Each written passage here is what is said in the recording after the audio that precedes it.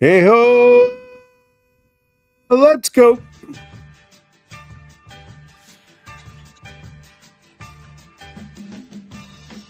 Thank you for joining us again this week as Mike and I talk Hall of Fame ballots with hot stove update mixed in. But as we always do, we begin by asking you the question, where else would you rather be than right here, right now? You are looking live, no overlay tonight for this reason. Our split studios, this is Fantasy Baseball Now, episode 67 or 67. Don't do it. For our show, part of the ball9.com podcast network. Come on, do it one time with me. 67. I got to practice my kids. As Val Kilmer would say in Tombstone, I will not be a party to that, sir. 6-7. What's the over under on that? 67? We better bet the under. You're going to have to find a way to fill 3.5 hours while I drive from Philadelphia to Latham to beat the shit out of you.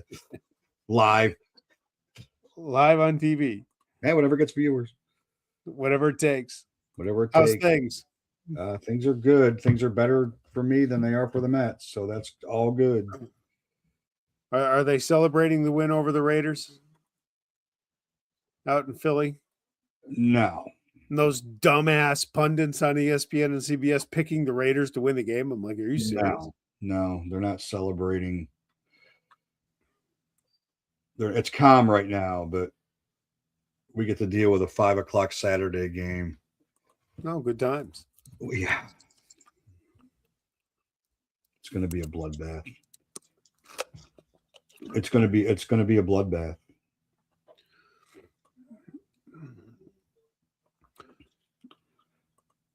Against the up and coming, against Marcus Mariota.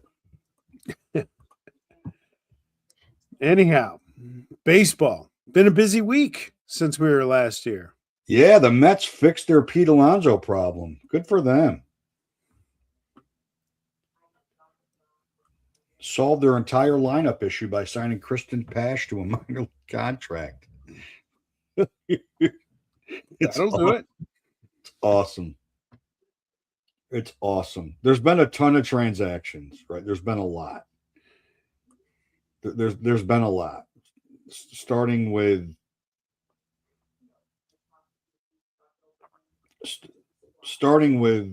Robert Suarez going to the Braves and apparently not to close. It's interesting why he would do that. It's very interesting. It's even more interesting from a fantasy standpoint. It's very interesting. So Alonso signs. That really sent a little bit of a ripple for sure. Suarez sends a little bit of a ripple. Diaz definitely sends a ripple. I mean, Diaz goes to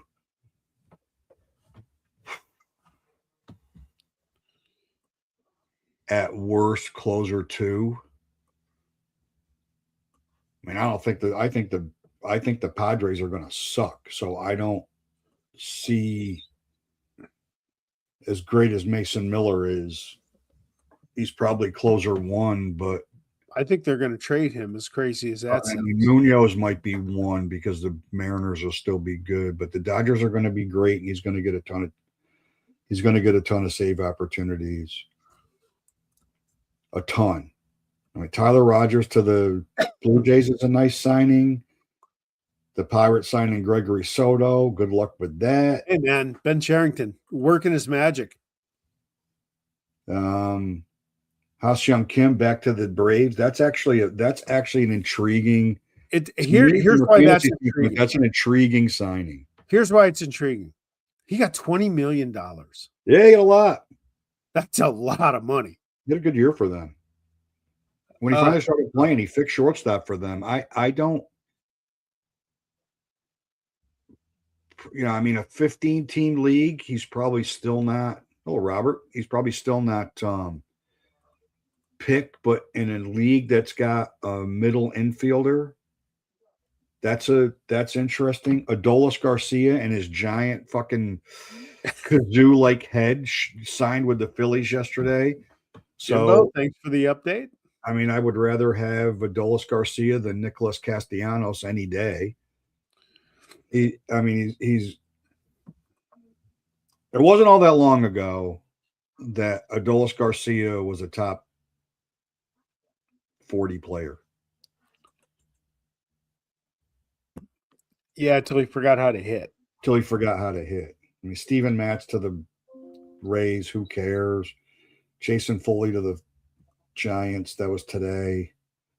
After, I mean, Kenley Jansen to the Tigers after they signed Finnegan. So now they've got Vest Finnegan and Kenley Jansen in that bullpen. Man. It's a good. They're not trading Skubal. They wouldn't be doing all that if they were going to move him.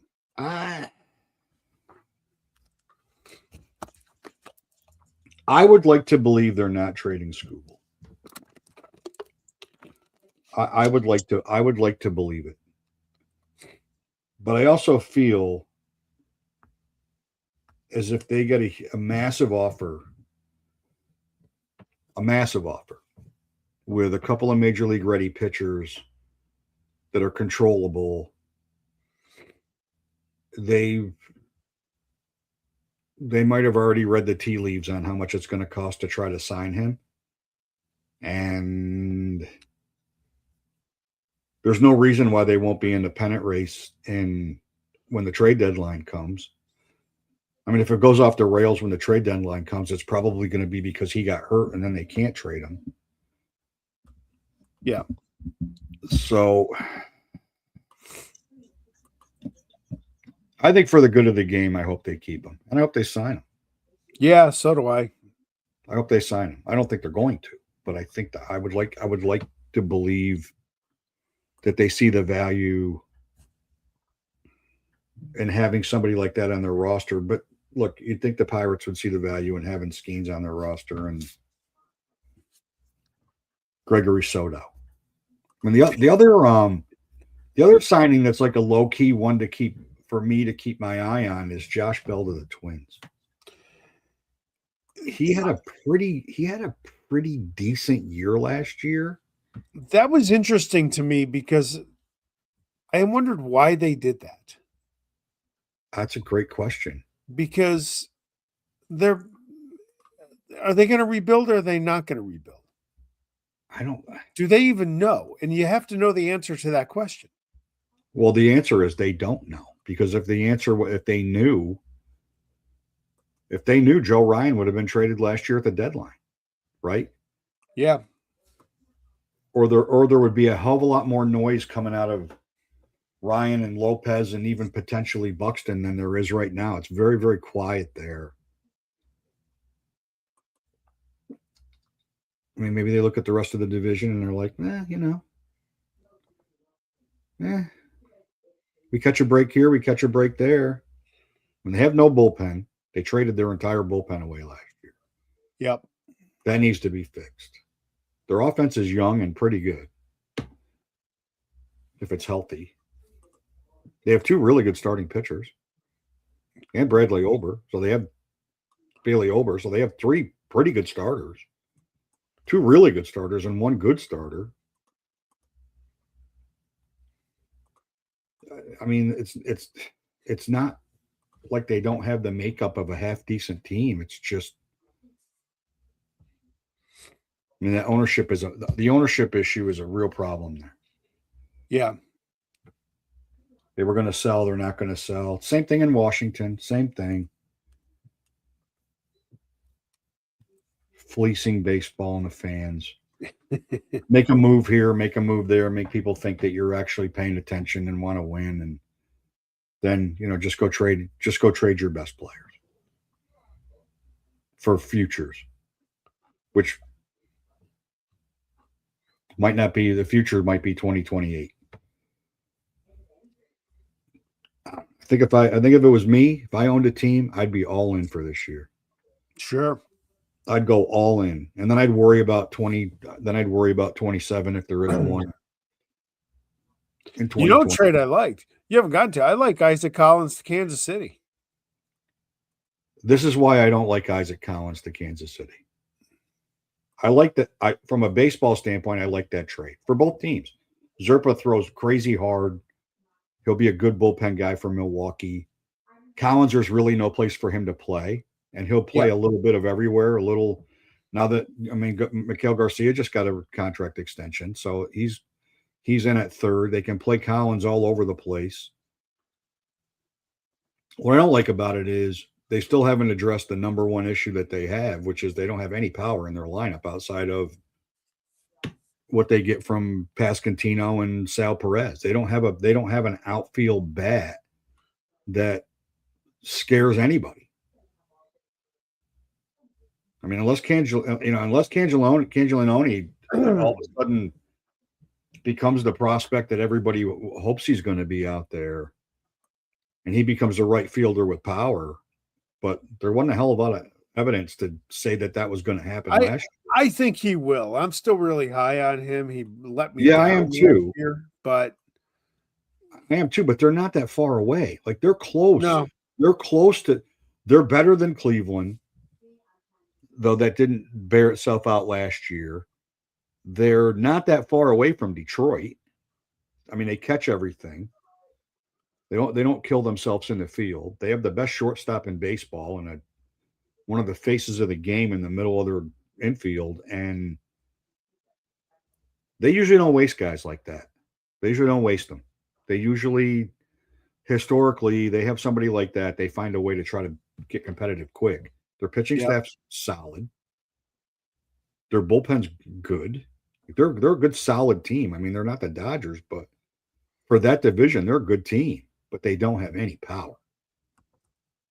They just don't have any power. And one of the Nick Castellanos rumors is him going there. They don't want that. No. You don't want that guy. I'm just telling you. He'd be a good Giant. He'd be a good Giant. And Ketel Marte announced his no trade clause list today. Yes. 5 teams. Why wouldn't he want to go to Oakland or Sacramento, wherever the fuck they play? I can't get that. I don't Why get wouldn't that. he want to go to New York or Boston?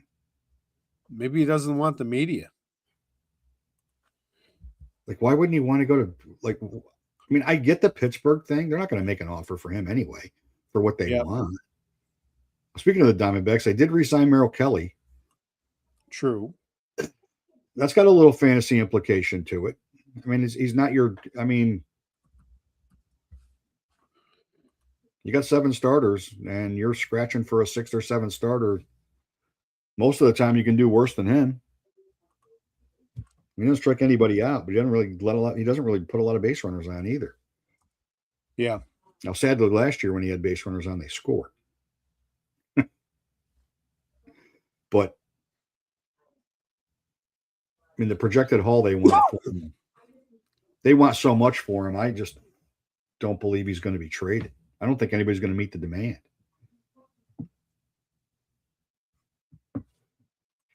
It is a fun time of year to see projected trades on the app formerly known as Twitter. I still go on Twitter. Under the guise of who says no to these trades, and then I see these trades and I'm like, Arizona? Arizona says no. Arizona says no. What do you have a pipeline into the Bronx? When is somebody going to wake up that front office? I have to ask. I put it in the promo feed. It's cold. It's cold out. They're huddled around like they're filling stockings with the 40-man roster right now. They're too busy sending out Christmas cards with Spencer Jones' picture on it and Jason Dominguez, telling the rest of the league that these are the 2 best up-and-coming players since Mantle came up in the 60s, the 50s, trying to get somebody to bite to take them and then not trade them because They're not getting back Bob Gibson. Good God. Good God. It's very, very quiet. I do feel like where there's smoke, there's fire with Kyle Tucker. I do feel like that's like they'll be super quiet and then they'll make some boom unless they trade Jazz, which is maybe that's what they're spending all their time on right now. What would be the end game? You just trying to free up salary? There is no end game. What would be the end game? Is this show from 2001? How the fuck do I know? There's no end game. What's the end game? Piss everybody off, piss every fan off, and how you make these fringy bullshit moves and you don't really go for it to try to really make a statement as the New York Yankees to win.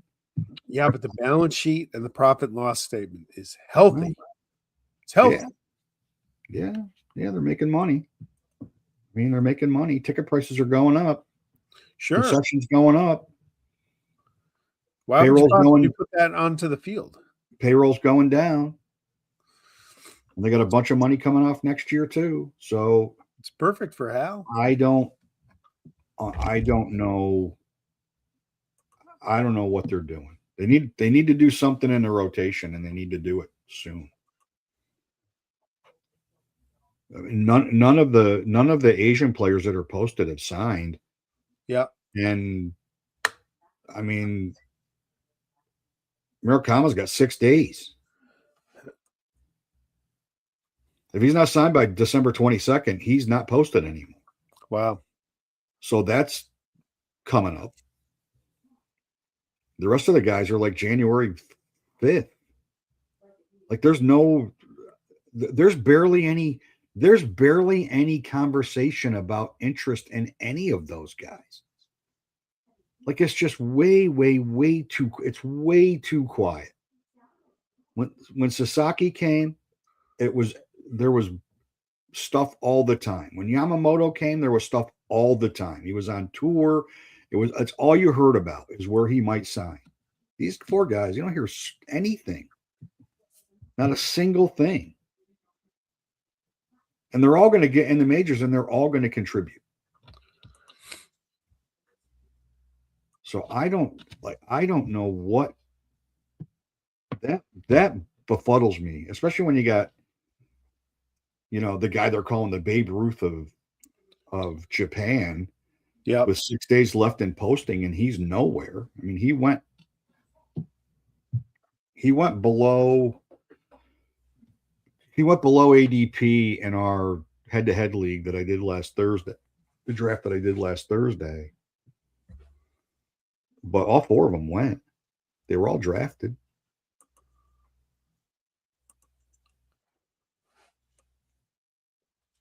So and now we're rolling into either stuff's going to happen in the next 3 or 4 days, or we're not going to hear a peep until January 1st. Wow.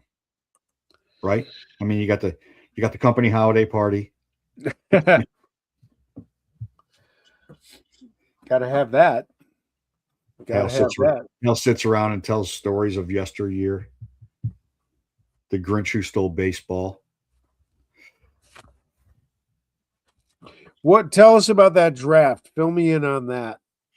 So interesting, right? Very early head-to-head draft. It was a very early head-to-head draft. And I got the 3rd pick, and I regretted the pick as soon as I made it. So Judge was 1, Ohtani was 2. I took Soto with 3. Jose Ramirez was 4, Witt 5, Corbin Carroll 6, Skubal was 7, Acuna was 8, Gunnar Henderson 9, Kyle Tucker, Lindor, and Crochet was 12. Acuna was 8? Yeah, Acuna was 8. Well, look at Acuna head-to-head. I get it. I get why. He's not going to run anymore. And then round 2 was Schwarber, which was earlier than everybody in the draft room except for 2 people thought he was going to go. Then Skeens, then Cal Raleigh, then Kurtz, then Vladdy, and then Julio Rodriguez. And I don't get to me, Rodriguez should have went before Tucker. Freeman, Ellie Dela Cruz didn't go until 20. Freeman? Freddie Freeman was 19. Was that guy in a bar for 6 hours or Your gal 6 hours, 8 hours before the draft started? And then Marte was 21, and then I took Pete Alonso at 22. And I would have taken Tatis. I would have taken Tatis had Alonso gone. Tatis went right after me, and then Caminero was 24. A little surprised at DeGrom at the top of the third round. That's pick 2 of the third round. And then for some reason, I'm in love with Trey Turner, so I've taken him twice in these draft formats. Hey, in the spirit of the show, who was pick 6-7? Pick 6. God, you're an asshole. Picks. That was C.J. Abrams. Okay. Who went right after Vinny Pasquantino, believe it or not, and right ahead of Gino Suarez. And how do you draft Gino Suarez when you don't even know where he's going to play?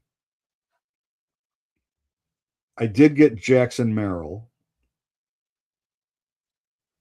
And then I needed a pitcher, and I took Andrew Abbott because all of a sudden there was a run on pitchers. But it was really interesting. It was very interesting to look at. It was most of the same guys that did it was most of the same group that did the draft when we did the Roto draft. Yeah. So it was most of those same guys. And it was interesting. It was very interesting to see some guys just wait for pitching and devalue pitching. I mean, the closer run didn't start until round.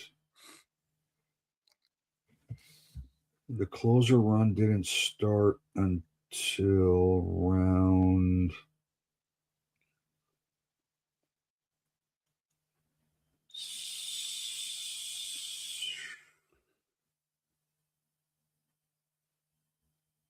That's a good draft if you 9? can't find it. Round 9? Yeah, it's about right. Is that right? And when did if you're in a head-to-head league, do you just not draft closers? Pitchers or pitchers? Round 10. Mason Miller at 112, Diaz at 116, Duran at 123, Munoz at 127, Cade Smith at 134, Hader at 139. So there was a little run, and then it stopped. Closers are so volatile in a head-to-head league. Why not just take starters? Well, you get points. Just get points. Right. So when Ted last week when he showed us his NFBC, talked about his NFBC team, he didn't take any. Correct. So there is a thought process in head-to-head of taking setup guys instead of closers. Yes. Because you get them, you'll likely get more innings and even potentially more outings out of them in head-to-head. So that's an interesting thought process. It'll be as this goes on and goes on and goes on and goes on, and as we get closer to the season and we start learning about people, it'll be and start looking at other mock drafts. It'll be interesting to see like that, and and now that we're paying a little more attention on top of that,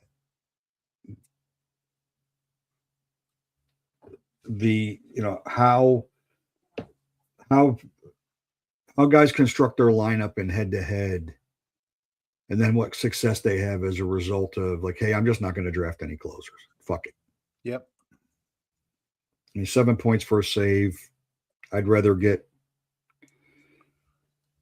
instead of getting 14 save points, which might end up being none in a week, I'd rather get, even in a losing streak, middle relief guys are pitching, right? And setup guys are pitching, even when they're in a Correct. losing streak. Do I look at guys that had, 70 games, 60 games last year and are going to pitch a third of the season versus do I take a guy that's going to get 30 saves and only pitch 35 times and pitch a total of maybe not even 40 innings when that 60 outing guy might pitch 75 innings. Yep. And might get 90 strikeouts. It's a pretty interesting thought process. I mean, holds don't count for points in this league, so that's an irrelevant thing. But in the draft I'll be doing in early March, the National League only draft, holds are points. Yeah. Our head-to-head league holds your points, right? The head league holds your points. I'm pretty sure it is. We better get on that one too and see if there's interest in see who's got interest in returning and who doesn't and what that looks like.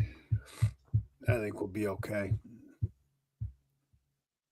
So since it's a slow week and because after this week we're off for 2 weeks, we decided to do the Hall of Fame.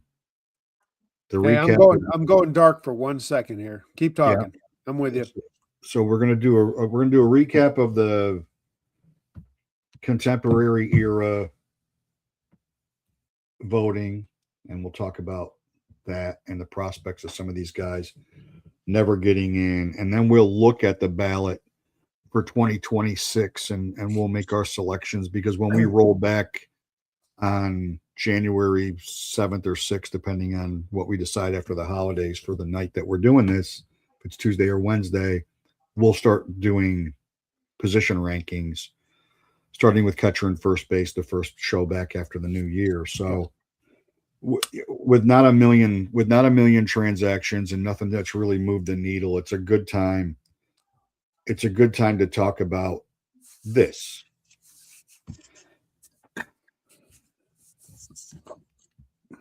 I will tell you,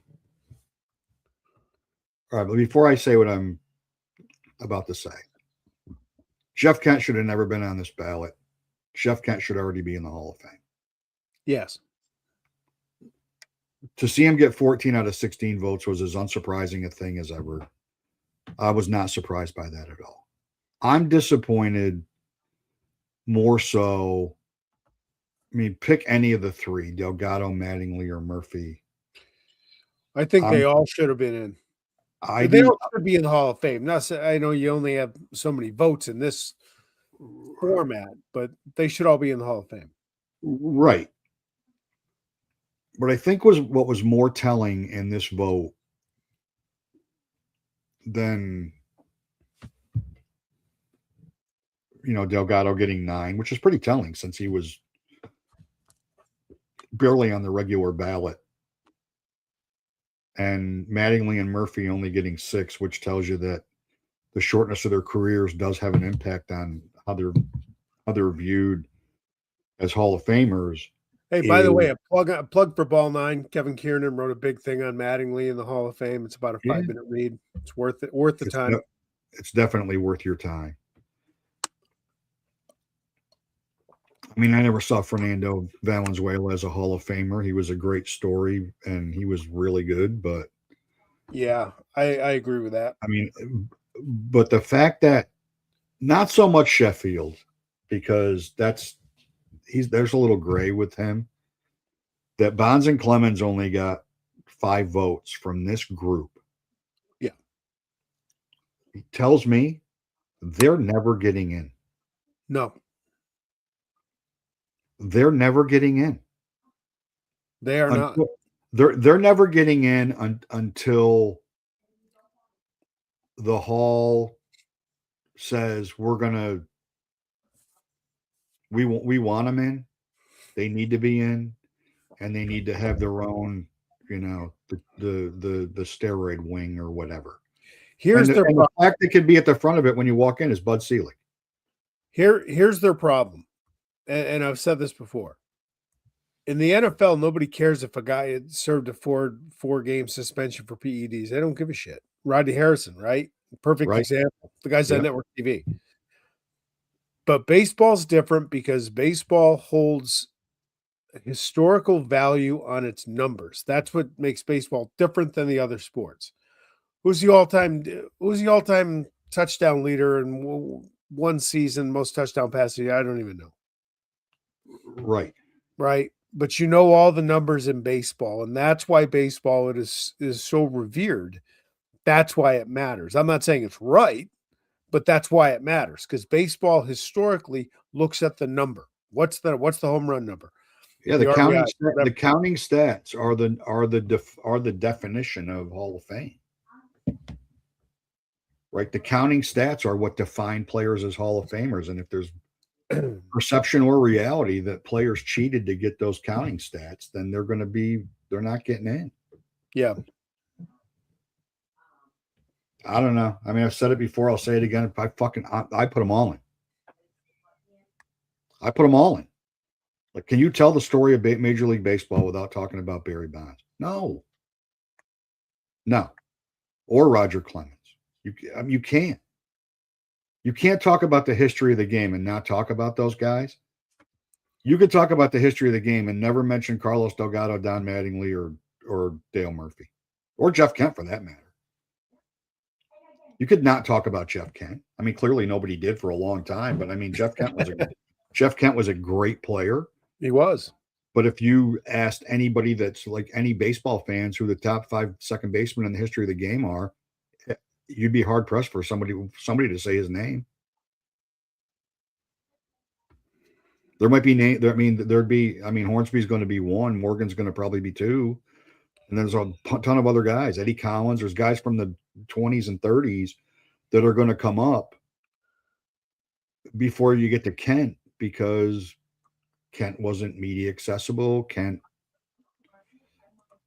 just kind of played baseball and did his thing. Yeah, he was surly, and that's a problem. Well, clearly. That's a problem. Clearly. People don't like that. No. But it's hard to, I mean, it's easy to call out the baseball writers, and I've already seen, we'll get to the main ballot because I've already seen some fucking ballots from some of these assholes that get a vote. Like you got to be kidding me. Like, I'm not voting for anybody except for David Wright. Good. Vote for David Wright. He's not a Hall of Famer. He's not. If David Wright's a Hall of Famer, Mattingly's a Hall of Famer, Tony Conigliero's a Hall of Famer. Give me a break with David Wright as a Hall of Famer. Yeah, I know. You got to build a whole new wing for another 100 guys for David Wright. No offense to David Wright. He was hurt all the time. Really good player. Really good player. Great Met. All-time great Met. I mean, there wasn't a third baseman in the history of the Mets until David that was worth even discussing until he came. So yeah, easily the greatest third baseman in Met history. It's not even close. Ed Charles. I mean, it's not even close. But so we will jump as this is the ballot.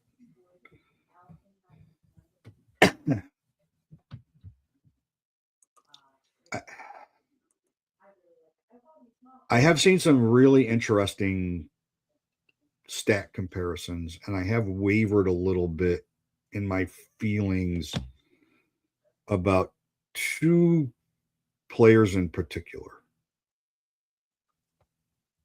They just happen to be in Philadelphia. They just happen to play most of their career, if not all their career, in Philadelphia.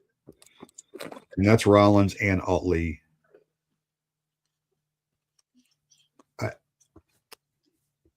I mean, is this the year Andrew Jones finally gets in the Hall of Fame? I circled his picture when I sent you my stuff. Well, we're going to go to yours. The story with Andrew Jones that's not told and not appreciated enough. I'll give you a second to put that up.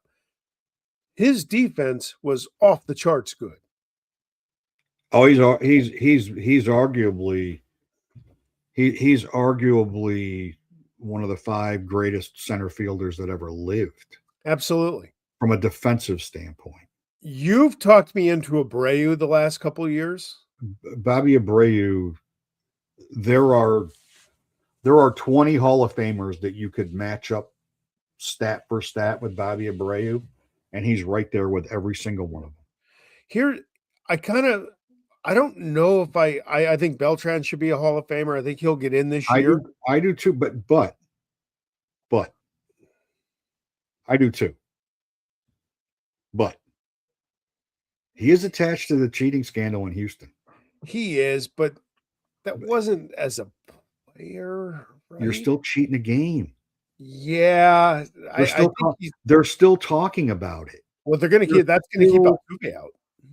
They're still talking about it.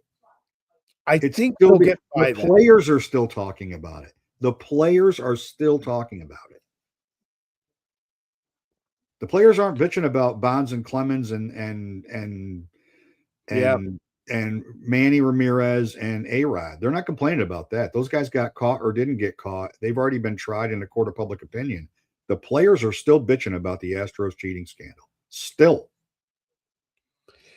The tough one for me was I was looking at Utley and Rollins, not knowing you were going to talk about them. I circled Utley, not Rollins, although I'm not sure. The hardest part I have with that, I've always lived by this thought process. If I can't say yes, if you ask me if someone's a Hall of Famer, if I can't say yes in 5 seconds, the answer is no. Then I'm like, well, obviously that is not the tell-all. You got to dive a little bit into some stats. Right. I think the harder part as you get older, when you're younger, like when you and I are growing up watching baseball, you revered these guys. They were your heroes. Yeah. They were up, Reggie Jackson. I mean, they blow you away. They can walk down the street, you stop. Now I think as you get older, you start to judge people a little harsher. And you don't put them up on a pedestal like you did when you're younger. And that I think is the problem I have with judging some of these more contemporary guys. Well, you go plus you don't have recency bias, right? Where you don't have seeing Utley every day, and every day you see him play, his uniform's dirty, he's doing something to cause some winning effort every single day. Now you're just looking at pure numbers compared to other players that are already in. I mean, the Pedroia Utley comparison it's scary. It's scary because I have Utley circled as well, but I also have Pettit and I have Mark Burley. Mark Burley, I find that interesting. I do not have Beltran under the same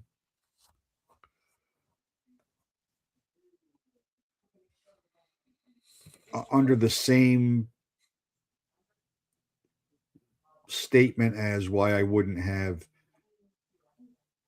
So this is going to sound a little bit hypocritical because I would vote for Bonds and Clemens because they never failed a test in Major League Baseball. I wouldn't vote for Ramirez or A-Rod under any circumstance. Yep. Like the rules were already in place and then they knowingly broke the rules. Like the rules were in place, they broke the rules. I mean, is changing the outcome of a game by cheating during the game any different than betting on baseball? Honestly, I do think probably more of a statement by me, or possibly I forgot to circle Beltran because I was rushing to do this. There is that as well. But if you look at Burley's numbers, if you look at Burley, Hamels, and Pettit, and you put the three of them side by side, they don't really stand out for anything specifically. But Burley had a better career to me than Hamels. And Pettit's postseason speaks for itself. Yet Pettit also failed the test. Yes. It's a dicey thing because I'm not sure Pettit will ever get in because of that. I don't know if he belongs in. I'm just not so sure. Well,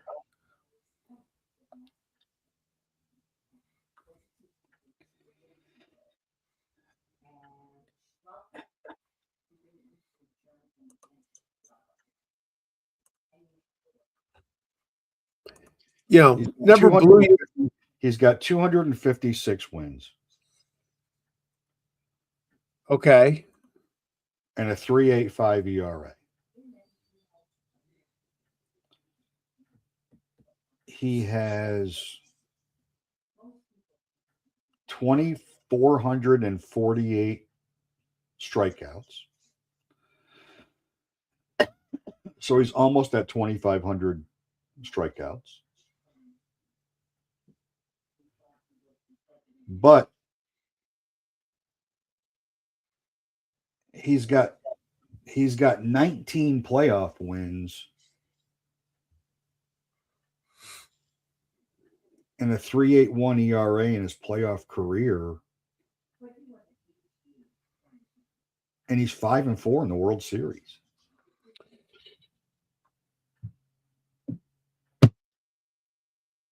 He was 13-6 in the playoffs for the Yankees. That's pretty good. I don't know. I look at Pettit and he's a just miss for me. Yeah, I look at and Burley's 214 wins and a 3.81 ERA. And a perfect game on his resume.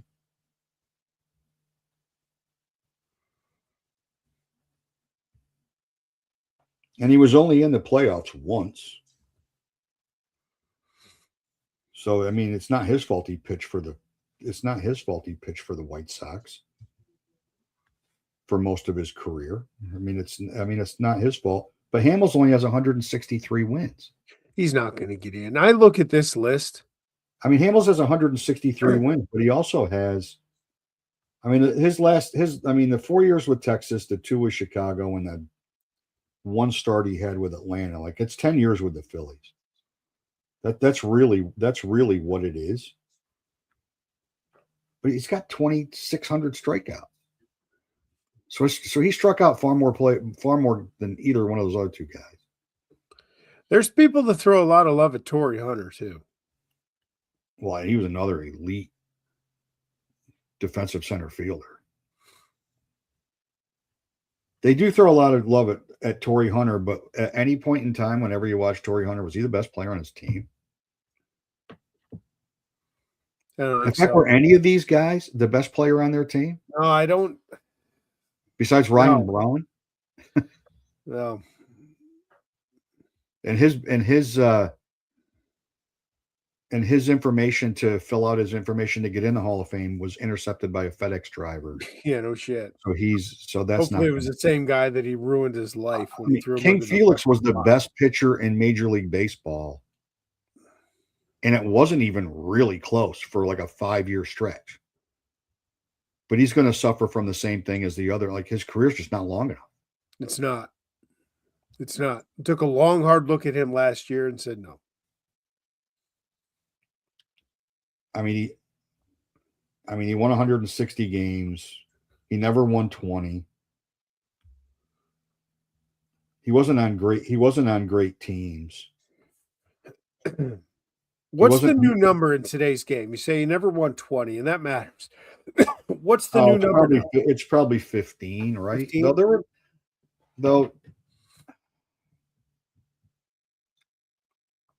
mean, I don't know. You got guys getting pretty close to 20 now. I know wins don't matter. I mean, or the nerds would tell you wins don't matter from a pitching standpoint. They still matter to those guys. Yeah. I mean, they still matter. I mean, starting pitchers, with the exception of George Kirby, want to finish what they start. Hey, 90 pitches is a lot. Oh man, that's a tough day at the office, isn't it? Once a week. That's a lot. I mean, yeah. You don't want to strain yourself. No. You don't want to. You definitely don't want to miss a start. That would be awful because, with the 5 days off between starts, how are you going to recover? You got golf to play. You definitely have. You definitely have golf to play. You got a lot going on.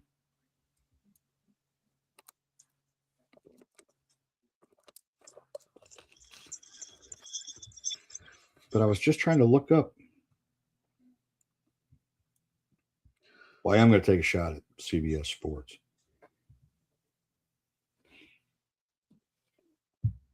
When you go to the CBS Sports website and go look for stats, because that's the quickest, easiest place for me to get them. And it's postseason stats. Like we just don't care. We just don't care. I mean, Peralta 117, Rodon 118, Crochet 118, Fried 119. So, I mean, you do have guys creeping up on 20 wins. Yeah. To you and I, probably 20 wins is still the number. To the rest of the world, it's probably 15. Right? It's probably 15 is the number.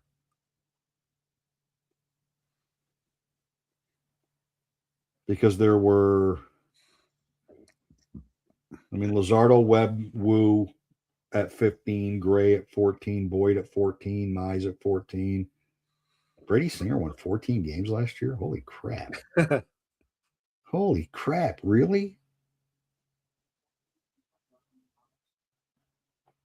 But Christopher Sanchez was 13-5. He was a unanimous selection as second in Cy Young Award win. Yeah, it's crazy. So they're not looking at they're not. So clearly they're not. I mean, Scuball won 13. They're not looking at wins. They're looking at overall body of work now. So has it gone? Has it switched more to WHIP and ERA and Ks per 9? Is that what pitchers are measured on now? It'll be interesting. This ballot comes up in 2036, and they say that a pitcher had 4 complete games in his career. I mean, that was a week's work in 1907, and that was 2 weeks' work in 1967. And now complete games are like seeing a unicorn. Yeah. Hey, you brought up Utley and Rollins. Why one and not the other?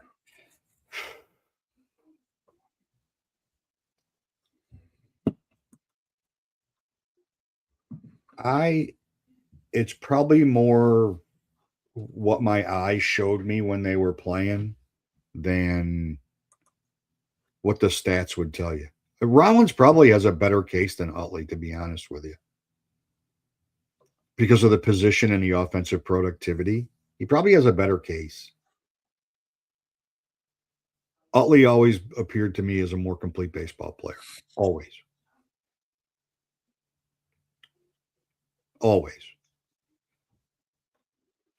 That's why I think the argument between Pedroia and Utley is not as far apart as everybody would like to say. I mean, if you're a Red Sox fan, God help you if you are, and I don't understand why you would be, but if you are a Red Sox fan, you're definitely going to say Pedroia was better than Utley. And objectively, it's kind of hard to tell you you're wrong. The likelihood is neither of them are going to get in. I don't know why. My gut tells me Andrew Jones and Bobby Abreu, and that's it. Unless something really strange happens in Beltran, and maybe Beltran, but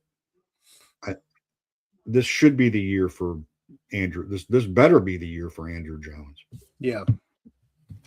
Because, I mean, you get a light year for first-time eligible players this year. That, I mean, I don't know if Braun was always clean, if he would have even he may have, but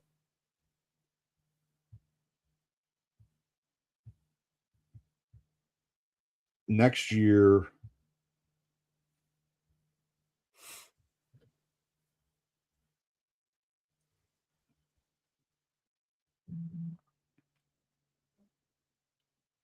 it doesn't.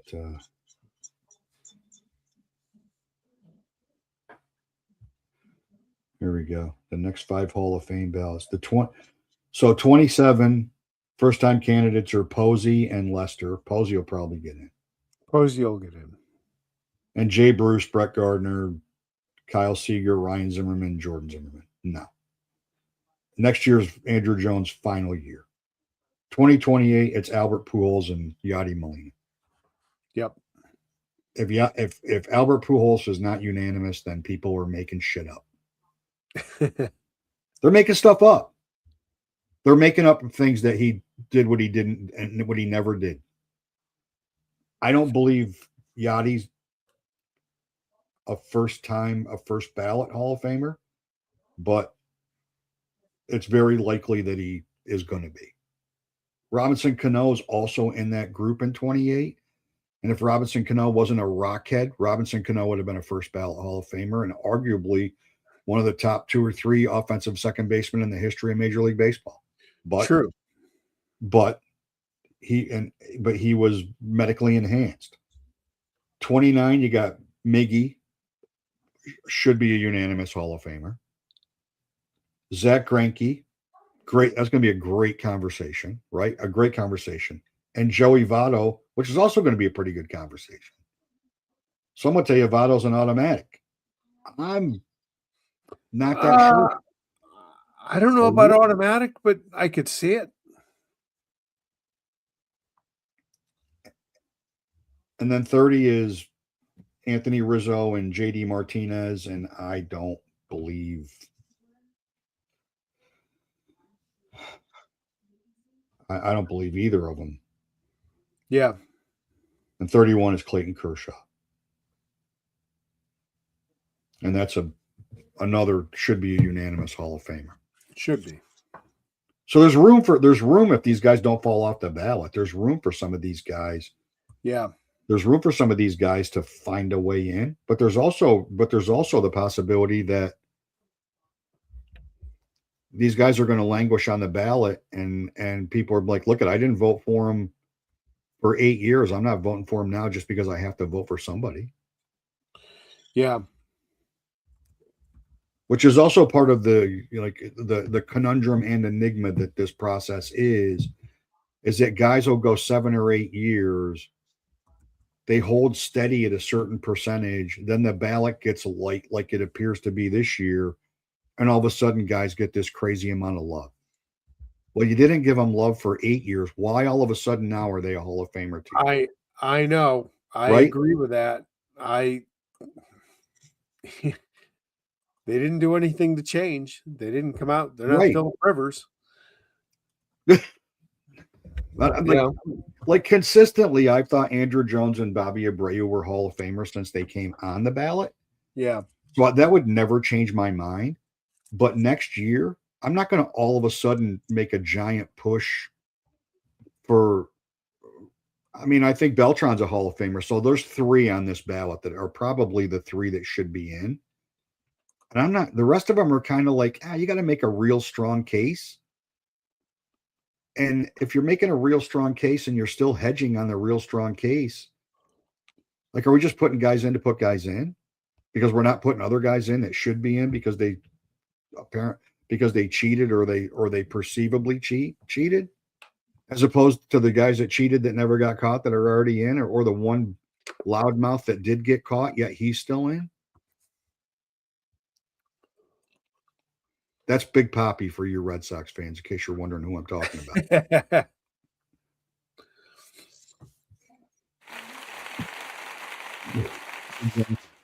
Think about. I will take it. Thank you. That was good work by me. All right. But it's going to be interesting. And who we didn't mention, which also comes with some history, is that Joe Buck is getting in under the Ford Frick Award, and he will join his father in the broadcasters wing of the Baseball Hall of Fame, which is pretty cool. I like Joe Buck. A lot of people don't, but I do.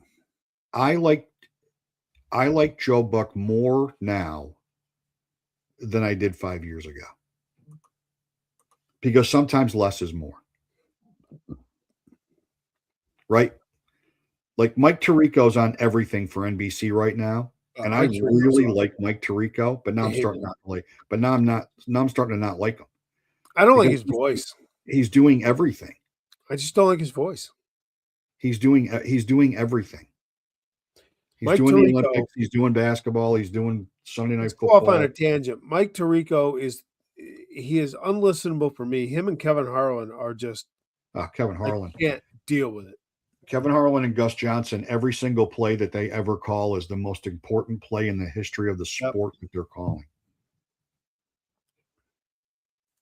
Yeah, I can't Like deal a with 3-yard run for a first down with 1:30 left in the first quarter is not Barry Sanders running 45 yards to get 2. It's not. Nope. Please stop. I mean, a kid catching a touchdown pass for an undefeated college football team against an 0-8 team to put them up 61-0 is not that big of a deal, Gus Johnson. It's just not. I'm sorry. It's really not. The bigger deal is what's he still doing in the game. That's the bigger deal. Like, yeah, I just like the hyperbole of hyperboles. But when Joe Buck was on everything, it was a little tiring. I was a little tired of Joe Buck. Yeah. But now that we don't get to see him that much, now I appreciate him more. And then especially, and this is no disrespect to people that have followed him in their roles, like the guys that have followed him at Fox aren't as good. They're just not as good. I mean, they're just not. I mean, they're just not as good. Baseball's not as good without him covering it there. Football's not as good without him covering it there. Correct. So he deserves it. He had a really I mean, he did the Cardinals with his dad, which is awesome. I'm sure it'll be a very emotional speech for him to reference that he's going in with his dad. I think that'll be great. I can't wait to see Kent's speech. Holy cow. Be better off watching my grass grow. That's about how interesting that's going to be. He's not an interesting guy. Though I do have a great Jeff Kent story.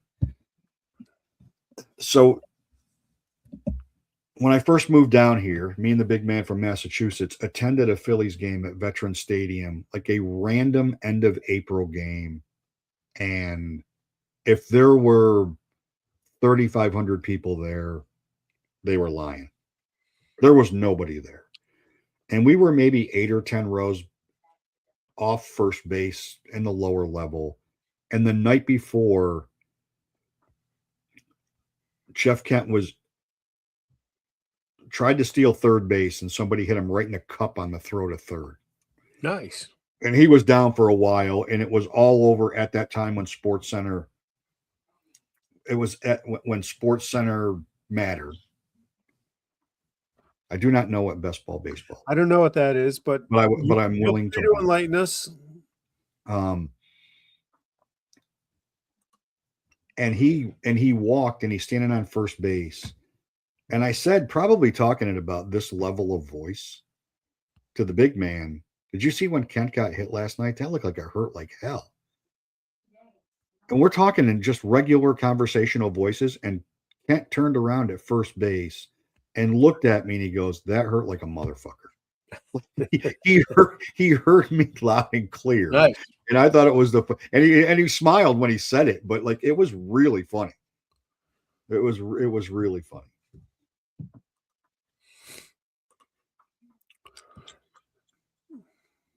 Three infielders, 3 outfielders, 3 pitchers each week. That's pretty interesting. That's a pretty interesting concept. 3 pitchers. He's starting 9. Oh, you'd be screwed. Why would I be screwed? Because your best 11 would be on your bench every week. Maybe. Says the guy who's not involved in any fantasy football playoffs any longer. I'm in one. I thought you were out. No, I'm in the Yahoo League. Oh. I'm beating all the former pitchers. It's automatic who starts. That's interesting. Man, I already ran down I already No lived in roster the management rabbit hole. key I for already me. lived in the rabbit hole of gladiator leagues for a week trying to figure out what draft I was going to do to get in a $50 gladiator on NFBC.